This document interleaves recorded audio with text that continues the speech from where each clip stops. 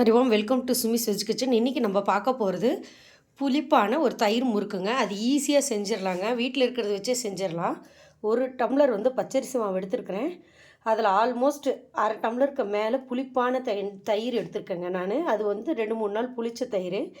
அதுக்கப்புறமா ஒரு சின்ன ஒரு 2 டேபிள் ஸ்பூன் நம்ம என்ன எடுத்துருக்கோம்னாக்கா கோதுமை மாவு எடுத்துருக்கேன் நான். அதுக்கப்புறம் 2 டேபிள் ஸ்பூன் வெண்ணெய்.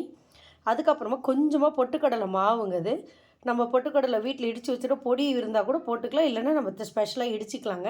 அதுக்கு தேவையான பெருங்காயம் கொஞ்சமாக. இது மிளகாய்த்தூள் காரத்துக்கு தகுந்த மாதிரி உப்புங்க.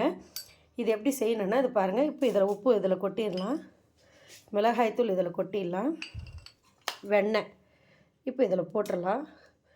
போட்டுட்டு இந்த தயிர் இருக்குது இல்லைங்களா, இது இதில் ஊற்றிடலாங்க. ஃபஸ்ட்டு இதை கலந்து விட்டுக்கலாம் நம்ம. அப்புறம் கொஞ்சமாக தண்ணி இதில் லைட்டாக கொஞ்சம் ஆட் பண்ணிக்கோங்க. இங்கே தண்ணி ஆட் பண்ணிவிட்டு இதில் அப்படி ஊற்றிடலாம். இப்போ இதை வச்சு நம்ம கையை வச்சு நல்லா கலந்துக்கலாங்க. இப்போ பாருங்கள், இது நல்லா கலந்தாச்சு. இதில் நம்ம இந்த பொட்டுக்கடலை மாவு கொஞ்சம் சேர்த்துக்கலாம். அதே மாதிரி இந்த கோதுமை மாவு எதுக்குன்னா பைண்டிங் ஏஜென்ட்டுங்க. ஏன்னா இதில் நம்ம வேறு எதுவும் சேர்க்க போகிறதில்ல, அதனால் இது போட்டிருக்கோம். இப்போ ஒரு டம்ளர் நம்ம போட்டிருக்கு இல்லைங்களா, இந்த மாவு இதில் கொட்டிடலாங்க. இதை கொட்டிட்டு இது பதமாக எப்படி பிசைஞ்சு காமிக்கிறேன்றது பாருங்கள். தேவையான அளவுக்கு பெருங்காயம் போட்டிருக்கேங்க. இது கொஞ்சமாக தண்ணி விட்டு பிசைஞ்சிக்கலாம். நிறைய பேருக்கு இந்த இடத்துல அதாவது தயிர் புளிப்பு ஏறலைன்னா என்ன பண்ணலான்னா, உங்களுக்கு தேவையான அளவுக்கு கொஞ்சமாக, ரொம்ப தேவையில்லை, கொஞ்சமாக லெமன் ஜூஸ் சேர்த்துக்கலாங்க. அதை தான் உங்களுக்கு நான் சேர்த்துருக்கேன் நான். கொஞ்சமாக லைட்டாக வேணால் பச்சரிசி மாவு போட்டுக்கலாங்க. பாருங்கள், மாவு பாருங்கள் எவ்வளோ அழகாக ஒட்டாமல் பதமாக இருக்குது பாருங்கள். இந்த மாதிரி இருக்கணுங்க. கையில் கூட பாருங்கள், அந்தளவுக்கு மாவு ஒட்டலை. இந்த மாதிரி இருக்கணுங்க. இதுதான் சரியான பதம். இப்படி அழுத்தினா மாவு உள்ளே போகணும். வெண்ணெய் அந்த 2 டேபிள் ஸ்பூன் போடணுங்க. இது என்ன பண்ண, முறுக்கு குழையில் போடும்போது அப்படியே விடணும். அதே சமயத்தில் என்ன ஆகக்கூடாதுன்னா, தீ அதிகமாக வைக்கக்கூடாது. ரொம்ப வச்சிங்கன்னா போட்ட உடனே செவந்துடும். கம்மியாக வச்சிங்கன்னா எண்ணெய்லாம் உறிஞ்சிருங்க. அதனால் மிதமான சூடில் தான் வைக்கணுங்க. இப்போ அது எப்படின்னு பாருங்கள்.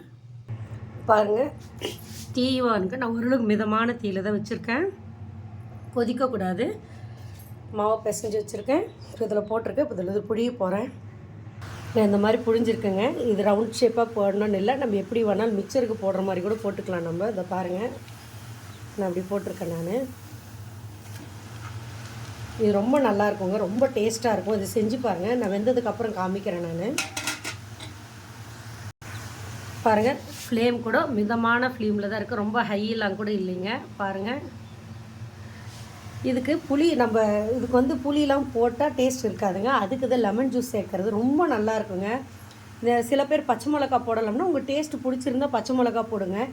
அது எப்படின்னா, அதுக்கு மட்டும் நம்ம என்ன பண்ணோன்னா, பச்சை மிளகா தயிர் போட்டு நல்லா அரைச்சிட்டு அதை வடிகட்டிட்டு அப்புறம் நீங்கள் போடலாங்க. நிறைய பேருக்கு பச்சை மிளகா ஒத்துக்கிறதுலன்றதுனால, இன்னொன்று இந்த மோருக்கு இது டேஸ்ட்டாக இருக்குன்றதுனால நான் காய்ஞ்ச மிளகாய்த்தூள் எடுத்துருக்குறேங்க நான். இது ரொம்ப நல்லாயிருக்கும்.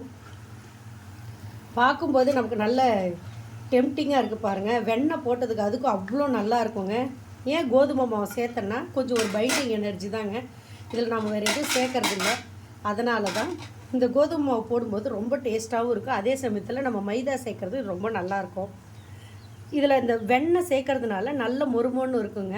நம்ம எண்ணெய் தான் காய்ச்சி ஊற்றணும் அப்படின்னா நீங்கள் காய்ச்சி ஊற்றிக்கலாங்க.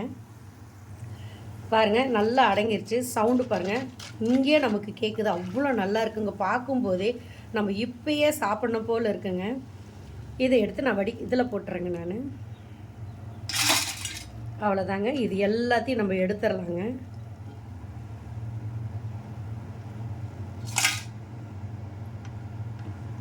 பாருங்கள், முறுக்கு தயாராகிடுச்சு. இப்போ பாருங்கள், நான் உடச்சி காமிக்கிறேன். சவுண்டு கேட்குதுங்களா?